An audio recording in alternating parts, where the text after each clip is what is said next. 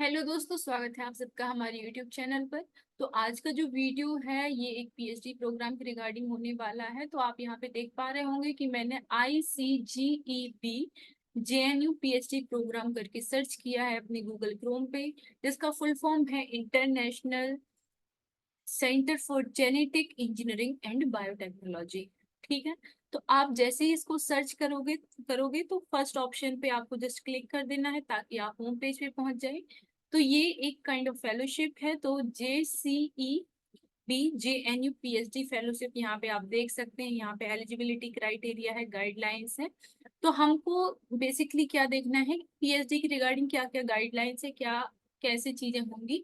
तो एक बार यहाँ पे फॉर फर्दर इंफॉर्मेशन पे आप जाएंगे और इस वाली साइट पे क्लिक कर देंगे। तो जैसे ही यहाँ पे आपने क्लिक किया तो ये पूरा एक इंटरफेस ओपन हो गया, जिसमें आपको एडमिशन टू पीएचडी प्रोग्राम 2024 यहाँ पे मेंशन किया गया है। और यहाँ पे साफ साफ मेंशन है कि ये मानसून सेशन के लिए है। ओके। तो यहाँ पे आपकी जो दो स्ट्रीम्स के लिए जो नोटिफिकेशन है वो रिलीज हुआ है। तो पहला है आपका human health and second one है प्लांट साइंस। ओके।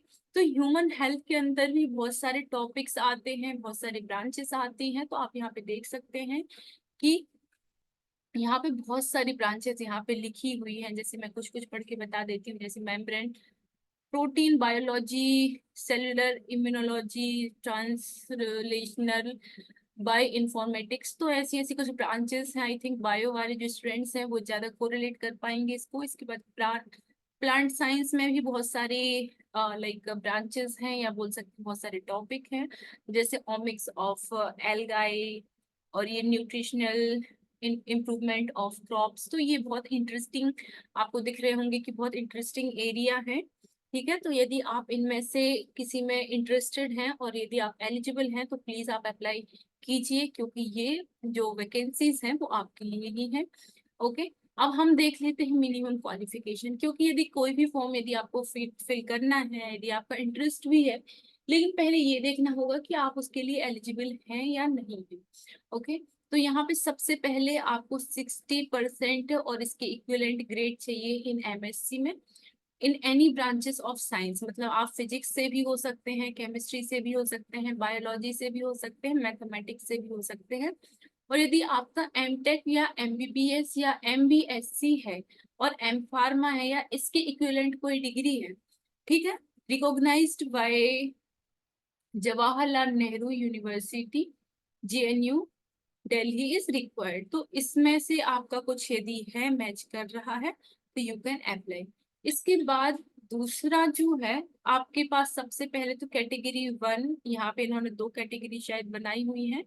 तो कैटेगरी 1 में net candidates having a valid fellowship through any following examination. मतलब आपके पास कोई वैलिड फेलोशिप होनी चाहिए, चाहे वो CSIR हो सकती है, UGC हो सकती है, ICMR हो सकती है, DBT हो सकती है, DST इंस्पायर हो सकती है, BINC हो सकती है, लेडी टाटा मेमोरियल ट्रस्ट की कोई फेलोशिप हो सकती है। इस टाइप की यदि कोई आपके पास फेलोशिप है यू कैन अप्लाई।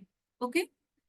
इसके बाद यदि कोई और ये जो आपको जो भी फेलोशिप है या जो भी अवार्ड लेटर आपको मिलेगा उसकी एक स्कैन कॉपी आपको अटैच करनी होगी। ओके। और आपकी जो फेलोशिप है must be valid for at least 4 year. ठीक है। तो कम से कम आपकी जो फेलोशिप है 4 साल के लिए होनी चाहिए वैलिड। ठीक है। यदि कोई कोई फेलोशिप ऐसी होती हैं जो प्रोजेक्ट बेसिस पे होती है या कुछ ऐसे होता है तो वो 2 या 3 साल के लिए वैलिड होती हैं। तो ऐसा नहीं होना चाहिए। मेक श्योर कि आपकी फेलोशिप एटलीस्ट 4 साल के लिए वैलिड है। ओके। अब कैटेगरी 2 एंड 3 में ऐसे कैटेगरी 2 और 3 एक्सेप्टेड नहीं की जाएंगी। मतलब अभी आपने जैसे देखा होगा कि UGC की तरफ से एक रूल आया है जिसमें 3 कैटेगरी डिफाइन की गई है। ओके। कैटेगरी 1 में वो स्टूडेंट आएंगे जो JRF क्वालिफाई करेंगे और जिनको फेलोशिप मतलब असिस्टेंटशिप जो है PhD के लिए वो मिलेगी। कैटेगरी 2 और कैटेगरी 3 में स्टूडेंट्स या तो PhD कर सकते हैं या टीचिंग कर सकते हैं, मतलब बेसिकली उनको फेलोशिप नहीं मिलेगी। तो कैटेगरी 1 वाले जो स्टूडेंट है वो सिर्फ वो एलिजिबल है। यदि इसमें आपको कैटेगरी 1 2 3 ऐसा कुछ डाउट है तो आप बता सकते हैं, आप कमेंट कर सकते हैं। हम उसका सेपरेट वीडियो बना देंगे। आई थिंक आप सबको अभी तक पता चल गया होगा। इसके बाद एप्लीकेशन प्रोसीजर की बात करें तो जो आपका फॉर्म है वो ऑनलाइन मोड में फिल होगा। आपको कोई भी ऑफलाइन प्रोसीजर फॉलो करने की नीड नहीं है, वहां पे कोई भी फॉर्म सबमिट करने की नीड नहीं है। ओके। इसके बाद इन्होंने बोला है कि जब भी आप फॉर्म फिल करेंगे, इसके पहले आपको अपनी फीस जो है वो फिल कर देनी है, क्योंकि उसके बाद जब आप फॉर्म फिल करेंगे तो फीस रिसिप्ट रिक्वायर्ड होगी। तो इससे पहले आप फॉर्म फिल करने के पहले 1000 फीस फिल कर देंगे international centre of genetic engineering and biotechnology में, जिसका यहाँ पे account number, bank account holder name, account type, bank name, IFSC code, MICR code, Swift code, मतलब ये सारी चीजें इन्होंने यहाँ पे दी हुई हैं। तो आप पहले फीस फिल करेंगे, उसकी रिसिप्ट निकालेंगे, उसके बाद अपना फॉर्म फिल करेंगे। ओके।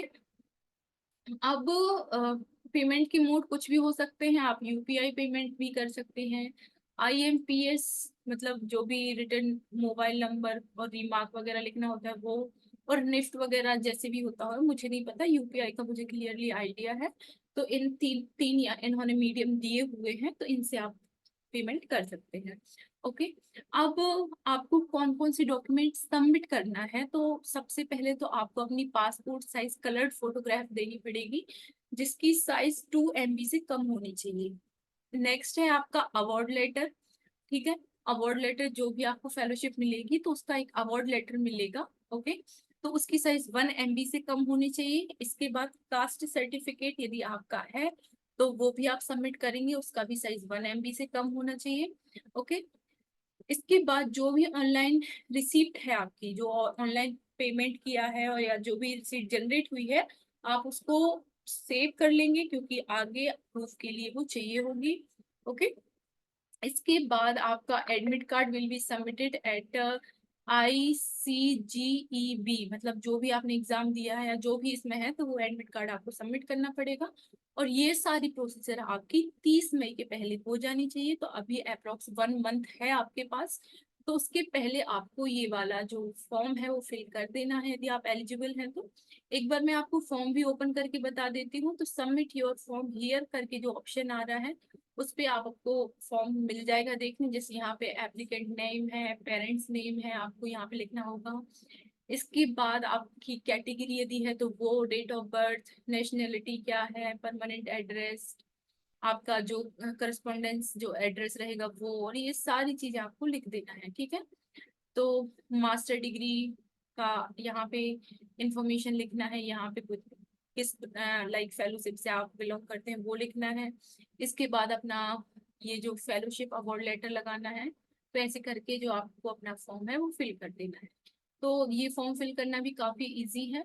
सहूलियत ये रहेगी कि जो भी यहाँ पे आपको लाइक डॉक्यूमेंट्स दिए हुए हैं और जिस साइज में दिए हुए हैं तो आप उसको पहले से मेंटेन करके रखेंगे। क्योंकि कई बार ऐसा है होता है कि फॉर्म फिल करते हैं और फिर हमको याद आता है कि ये फॉर्म फिल नहीं हो रहा है, इसका साइज ज्यादा है, इसका साइज कम है, तो आप पहले से ही आप अपनी चीजों को अरेंज करके रखेंगे और फीस भी आप पहले से ही फिल कर लेंगे।